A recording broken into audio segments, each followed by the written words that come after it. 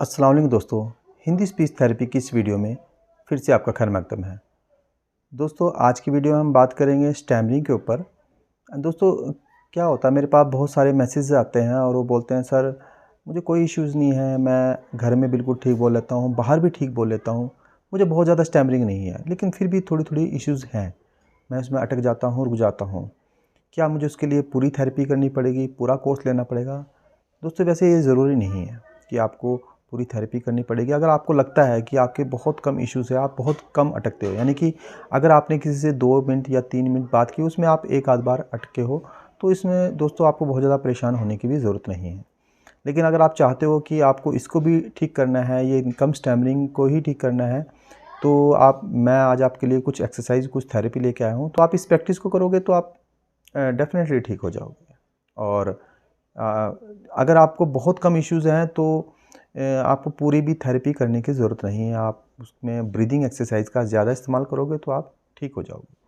तो कुछ एक्सरसाइज़ इसमें आप क्या करोगे, ब्रीदिंग एक्सरसाइज़ और कुछ वोकल कॉर्ड एक्सरसाइज़ ही मैं आपको बताऊँगा। आप ये करोगे, दिन में 4-5 बार करोगे तो आपके जो थोड़े बहुत इश्यूज़ हैं वो दूर हो जाएँगे।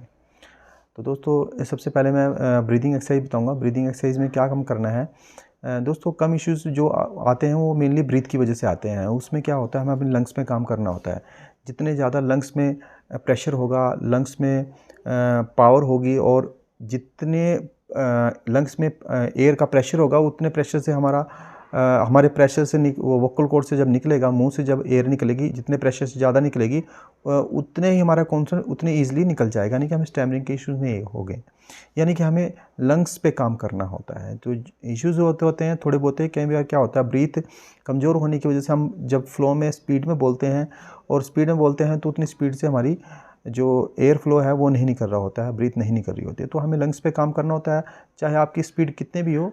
तो आप का जब एयर निकलेगी तो आपके जो कॉन्सोनेंट है वो भी निकल जाएँगे। तो आप मेरे साथ-साथ एक्सरसाइज़ का करें। आप मेरे साथ-साथ करोगे और मैं हाथों को इशारा करूँगा तो उस ढंग से करोगे। इसमें क्या करना है, आपको सीधे बैठना है, ये पोस्चर आपका सीधा रहना चाहिए, ठीक है? नाक से साँस खींचना है और नाक से ही छोड़ना है, ठीक है? धीरे-धीरे साँस को लेना है, खींचना है, इन्हेल करना है और धीरे-धीरे एक्सहेल करना है, ठीक है? आप मेरे साथ-साथ कीजिए, कैसे धीरे-धीरे साँस को खींचे नाक से, मैं हाथों का इशारा कर रहा हूँ।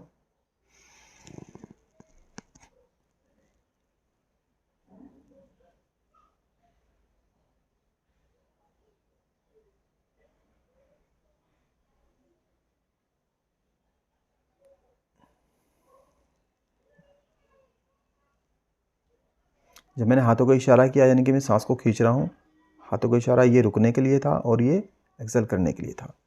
दोस्तों जब मैं रुकने के लिए बोलता हूँ, अगर आप इससे ज़्यादा रुक सकते हो तो बहुत अच्छी बात है, क्योंकि जितनी ज़्यादा पंपिंग बनी रहेगी उतना ज़्यादा अच्छा होगा, ठीक है? एक बार फिर मेरे साथ कीजिए, ठीक है? एक्सहेल कर रहा हूँ, ठीक है?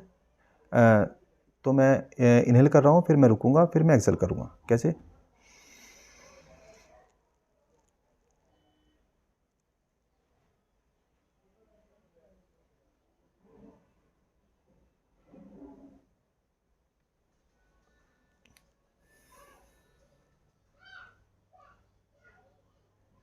जब आप एयर को निकालते हो, एक्सहेल करते हो, तो आपकी एयर पूरी निकल जानी चाहिए, आपका पेट बिल्कुल खाली हो जाना चाहिए।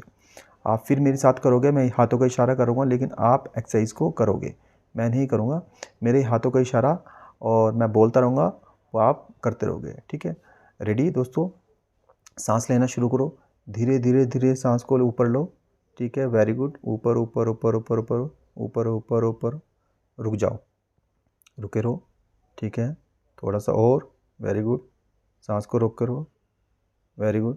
अब धीरे-धीरे साँस को नाक से निकाल दो, धीरे, धीरे, धीरे निकाल दो, निकालो, निकालो, पेट को बिल्कुल खाली कर दो, ठीक है? बिल्कुल खाली कर दो। इस तरह से आप एयर को, इस तरह की एक्सरसाइज को करोगे, ठीक है? धीरे-धीरे साँस को खींचना है। आपको ये हाथ ऊपर-नीचे करने की ज़रूरत नहीं है, ये सिर्फ़ आप लोगों को समझाने के लिए है। ये ब्रीदिंग एक्सरसाइज है, आप दिन में इसके 10-10 के 3 सेट कर सकते हो, ठीक है? और दिन में 3-4 बार करें। जब भी आपका मूड हो आप बैठें और उस एक्सरसाइज को करें। दूसरी ब्रीदिंग एक्सरसाइज है, मुँह को पूरा खोलना है, बेली ब्रीदिंग बोलते हैं इसको, और डायरेक्ट हवा निकालनी है। कैसे?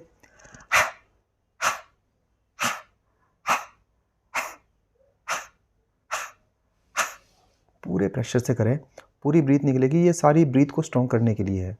इस भी एक्सरसाइज को आप दिन में 4-5 बार इस एक्सरसाइज को कर सकते हैं। ठीक है, ये ब्रीदिंग एक्सरसाइज है। और एक आपको करनी है वोकल कॉर्ड एक्सरसाइज में सिंहासना। उसमें क्या होता है सिंहासना में कि वोकल कॉर्ड मतलब उसका खुल जाते हैं पूरे, जो एयर जो निकलनी होती है पूरे खुल जाते हैं, यानी कि पूरा स्ट्रॉन्ग हो जाता है हमारा वोकल कॉर्ड। क्योंकि उसमें जब जो वोकल कॉर्ड की भी जो पत्तियाँ होती हैं मिलती हैं खुलती हैं तो वो पूरा अच्छी तरह से वर्क करती है। अगर आप इसको पोजीशन लेके करेंगे तो बहुत अच्छा होगा, क्योंकि वो ज़्यादा बेनिफिशियल होता है। आप पूरी पोजीशन लेके करें। अगर आप नहीं कर सकते हो तो आप सीधे बैठ के भी कर सकते हो, लेकिन दोस्तों ध्यान रहे कि कोशिश करें पोजीशन लेके करें। आप मेरी वीडियो में जाके ये देख सकते हो किस तरह ये सिंहासना किया जाता है। अगर आपको इसी पोजीशन में करना है तो दोस्तों आपने क्या करना है, जीभ को पूरा बाहर निकालना है, मुंह को खोलना है और साउंड को धीरे धीरे निकालना है। और दोस्तों इसको अगर आप ज़्यादा कर लेते हो, ज़्यादा स्ट्रेस डाल लेते हो तो आपके गले में दर्द हो सकता है, इन्फेक्शन हो सकता है। तो इस एक्सरसाइज को ज़्यादा ना करें। आप मुश्किल से 10 बार से ज़्यादा बिल्कुल ना करें, ये भी ज़्यादा से ज़्यादा। शुरू में तो आप 4-5 बार ही इस एक्सरसाइज को करें। ठीक है, आपने साउंड को धीरे धीरे निकालना है, जीभ बाहर निकालनी है, आंखें खोल लेनी है, चेहरा स्ट्रेच कर लेना है और धीरे धीरे साउंड को निकालना है और लॉन्ग प्रोनाउंस करना है। कैसे?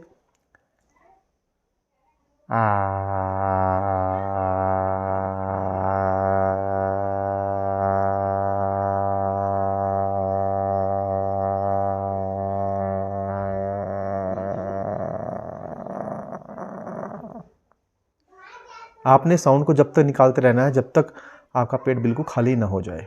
तो आप इस तरह एक्सरसाइज को करें। शुरू में आप 2 या 3 बार करें, धीरे धीरे आप रेप्स इसके बढ़ाएं। ठीक है, 10 बार से ज़्यादा ना करें। और आप ऐसे भी कर सकते हो 4-5 बार 2-3 बार किया, फिर थोड़ा रेस्ट किया, फिर 2-3 बार किया, फिर 2-3 बार किया, 4-5 बार आप इस तरह एक्सरसाइज भी कर सकते हो थोड़ा थोड़ा करके। धीरे धीरे आप रेप्स बढ़ाओ, सेट्स बढ़ाओ और एक्सरसाइज को करोगे तो आपको बहुत बेनिफिशियल होगा, बहुत बहुत ज़्यादा बेनिफिट होगा। और ये आपके जो थोड़ा बहुत इश्यूज़ है कब छू मंतर हो जाएगा आपको पता भी नहीं लगेगा। दोस्तों जब भी आप दूसरों के सामने बात करें तो साउंड को कम प्रोड्यूस करें, यानी कि साउंड का लेवल कम हो। क्योंकि जब हम दूसरों के सामने बोलते हैं और आपके इश्यूज़ आते हैं ये, तो हम जब दूसरों के सामने बोलते हैं तो हम साउंड ज़्यादा इस्तेमाल करते हैं। तो हमारी ब्रीथ तो ऑलरेडी कमज़ोर है, तो हमें ज़्यादा ब्रीथ की ज़रूरत पड़ती है ज़्यादा ऊँचा बोलने के लिए। तो आप कम साउंड में बोलोगे तो आपको ब्रीथ कम यूज़ होगी और आपके जो इश्यूज़ हैं वो ठीक होंगे। ठीक है, तो आप ब्रीथ का कम से कम इस्तेमाल करें। ठीक है, यानी कि कम इस्तेमाल कब होगा, जब आप धीरे बोलोगे, आराम से बोलोगे। और इससे क्या होगा, आपकी जो ब्रीदिंग एक्सरसाइज चल रही है, ब्रीथ स्ट्रॉन्ग होती रहेगी और फिर उसके बाद ठीक होने के बाद आप चाहे कैसे भी बोले तो कोई दिक्कत नहीं आएगी। ठीक है दोस्तों, तो ये आज कुछ टिप्स मैंने बताए हैं। इसके अलावा भी अगर आपकी कोई प्रॉब्लम है तो आप कमेंट कर सकते हो, मैसेज कर सकते हो और आप ऑनलाइन क्लासेस भी ले सकते हो, कोर्स ले सकते हो। किसी तरह की कोई दिक्कत हो, स्पीच से रिलेटेड कोई भी प्रॉब्लम हो, चाहे वो स्टैमरिंग के ऊपर हो, मिस आर्टिकुलेशन जिसको तुतलाना बोलते हैं, प्यूबरिफिनिया के बारे में हो, क्रैक वॉइस के बारे में हो, या डिसेबल्ड बच्चों की थेरेपी हो, ऑटिज्म है, डाउन सिंड्रोम है, सेरेब्रल पल्सी है, हियरिंग इम्पेयरमेंट है, कोक्लियर इम्प्लांट वाली थेरेपी हो, किसी भी तरह की स्पीच थेरेपी से आप हमसे कंसल्ट कर सकते हैं, ऑनलाइन क्लासेस ले सकते हैं और सलाह ले सकते हैं। आप हमारे दिए गए नंबर पर कॉन्टैक्ट कर सकते हैं। तो उम्मीद करता हूँ दोस्तों आपको मेरी वीडियो अच्छी लगी होगी। मिलते हैं अगली वीडियो में एक नए टॉपिक के साथ। जब तक के लिए खुदा हाफिज़, बाय।